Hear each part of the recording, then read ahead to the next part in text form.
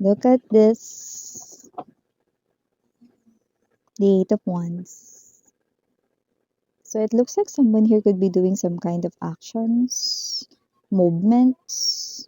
Parang yung movements na ito ay hindi siya mysterious pero yung energy ng parang merong sense of alam mo yung gustong gamitin yung word na hapit. So parang hapit siya. Pwede ring desperate. Let me see. These are actions. Might be communications. Okay, so let us see. Okay. So sa mga gustong humabol doon sa make them reflect, mag-message na kasi nakikita nyo sa ating upper right corner ng ating screen. Okay, yan lang nag-iisa nating Gmail, mga babes, na wala nang iba pa. Okay. At para rin no, sa ating personal readings, no, dyan nyo rin yung kukontakin. Okay? Sa make them reflect, no, hanggang tomorrow na lang yun mga mare, no. Hindi na natin yung ma-extend kasi kawawa naman ang kumare ninyo. Kaya hanggang tomorrow lang, yan o. So, let us see.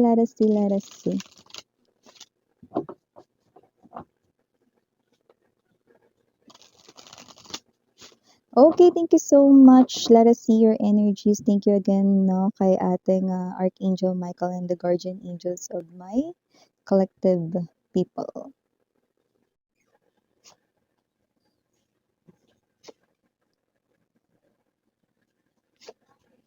Mhm.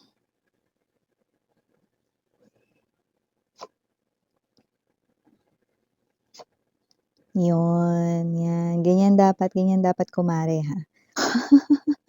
Or kumpare ha. LGBTQ plus welcome din kayo ha. Ano ba yun, Miss Yan? Anong sinasabi mo dyan? Mamaya na kasi excited kayo. Pabitin. Center ng reading, oh. You know the truth. Ace of Swords right in here. Okay. Mm. Mm. Okay.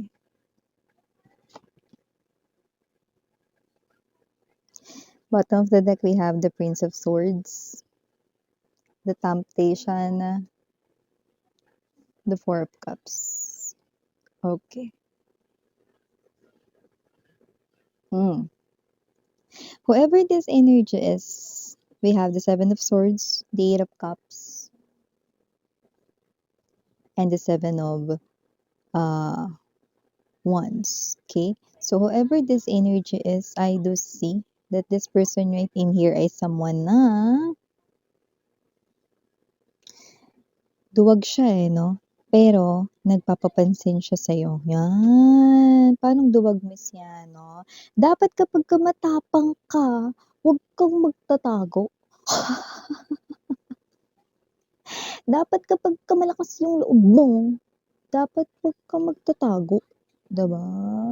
So, kung sino naman tong energy na to, kumikilos siya dito, nagpaparamdam siya sa'yo, nagpapadala ng mensahe, nagpaparing ng cellphone mo. Lahat yun siya yun, Mare.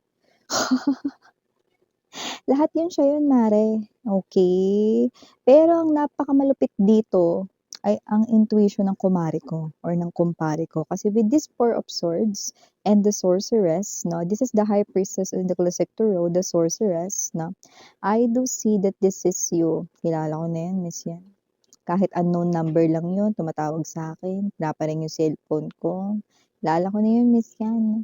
Yung nagha-hi sa'kin, lagi na lang nagse-send ganito kahit iba-iba yung mga pangalan niya. Kilala ko na yun, Miss Yan. It looks like you already know who that person is behind those numbers, those unknown numbers calling you, paring ng cellphone mo. Okay? And then, kapag kasi nagot mo, no, hinahangap or binababa or, nagpaparing ulit ng phone mo using another unknown number na naman, no? Or nagme-message kayo sa inyong social media or text messages right in here, no? Kilala mo na yan. It looks like you're very relaxed, you're very kalmado, kasi kilala mo na kung sino yan, no? And I like your energy kasi tama ang hinala mo. Okay? At hindi ka tumao muna dito sa channel ko kasi may sipon ako ngayon.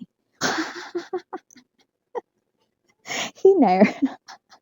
Part-time. Ang lakas kasi ng intuition mo rito. So, nakita ko rito mga babes na itong klase ng energy na ito, nakilala mo na kung sino 'tong nagpapapansin na 'to, kung sino itong duwag na 'to, na hindi magawang magpakilala rito, hindi kaya rito na parang, "Oh, sino matapang diyan, lumabas ka." Hindi niya rito magawang maging matapang sa sitwasyon na 'to. Bakit, sweetheart? Okay? Kasi ito yung klase ng energy na meron ditong mga nagawa, nasabi sa'yo na hindi niya na mabawi. Bakit? Dahil lahat yun naalala mo. So, nakita ko rito that with this Seven of Coins pala ito mga babes, hindi Seven of Wands, pero tinawag ko itong Seven of Wands. Okay. So, ibig sabihin, this is the type of energy right in here, Seven of Wands ay ang energy ng protecting yung kanya rito na sarili, hiding, okay, not wanting to get obvious, not wanting to be known to you, but still wants to invest, okay, with the Seven of Coins energy sa'yo. Okay? So, ibig sabihin, this person here cannot really resist your energy. This person right in here, though nagiging quiet siya, not literally telling you na ako yon or whatever, pero kilala mo na kung sino yun. This is none other than your ex-lover right in here because he or she is afraid or scared of you. Hindi ka naman mukhang monster pero bakit takot siya rito, okay? Kasi nagawan niya kayo ng kasalanan dito, that's why. And the Princess of Cups right in here is an indication that this person here wants to be saved by you. So, parang nakikita ka ngayon niya bilang isang hero or savior na gusto niyang iligtas mo siya dito sa kanyang nakalulunod na damdamin for you. Because I'm seeing a lot of water and it's just water. It's a big body of water being surrounded by this person right in here. So definitely these big waves right in here, especially this one. Okay? And the light, it looks like everything right now ay malinaw na sa kanya ngayon.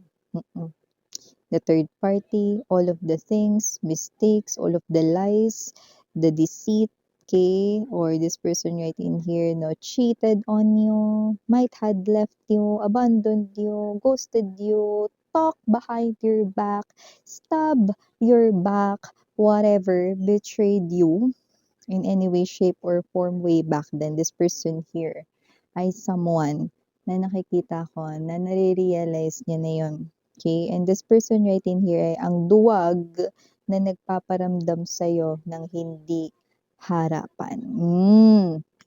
Okay? Kasi nga natatakot siya sa'yo. Okay? This person finds you na parang hindi niya pa ikaw kayang harapin ng personal. Okay? Kaya naduduwag pa siya ngayon. Pero hindi ka rin naman niya magawang mapakawalan.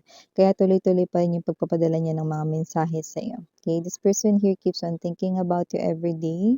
Alam mo this is the truth about this person here. Ano yun, miss yan? This person here, kung may trabaho siya, malamang nakakadalawa or 3 beses siya ritong absent. Okay? Hindi yan sa isang buwan, mare. Okay? Nakikita ko rito na yun ay pwedeng kada 2 linggo meron siyang 2 or 3 absent dito. Kasi hindi niya magawang makapag-focus sa kanyang ginagawa. Okay? Yung iba, talagang pina-file nila yun na leave or uma-absent talaga. Yung iba naman dito mga babes ay literal na pinagpo-force na mag-leave muna kasi magulo ang isip niya. Yes, okay. So, yeah, bago natin yan pag-usapan deeply, batiin muna natin everybody. Hi and hello there everyone. My name is Yan. Welcome new subscribers. Retaining Istambayos ko, maraming salamat po. At kung di niyo pa alam, meron pa po tayong main channel ng The High Priestess. Link down below lang sa ating description box para makarating kayo dun. Araw-araw yung nag-upload po tayo ng collective readings for all signs there. At kung hanap ninyo ay reading per zodiac sign, dun nyo rin yung matatagpuan, At okay, naka-upload na rin at malapit na tayong matapos sa pag-upload ng lahat-lahat ng mga zodiac sign, messages para sa June 2026. So baka uploaded na yung zodiac sign ninyo, pwede nyo din yun makita. Link down below lang sa description box ng reading na ito. Okay, pag pinindot nyo yan, magugulat kayo, nandun na agad kayong Toro. Hindi nyo na kailangan pumara ng jeep. or mag-book ng kahit na ano 'no, na transportation in Drive, Grab, Lalamove, 'yan 'no, makakarating na kayo there 'no, 'di ba? Sana gano'n lang kabilis 'no, link lang, no? Makakapasok na agad kayo sa trabaho, hindi na kailangan magbayad 'no, basta may load lang. Hi! Buhay. So, yun na nga mga babes.